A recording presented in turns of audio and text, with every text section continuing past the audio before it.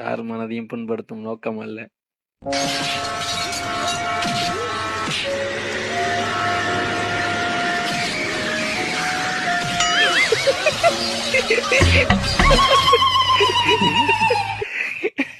That bike driver bite twice.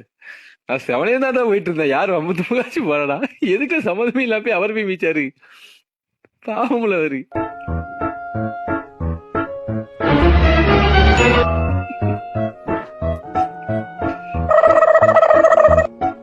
போதும்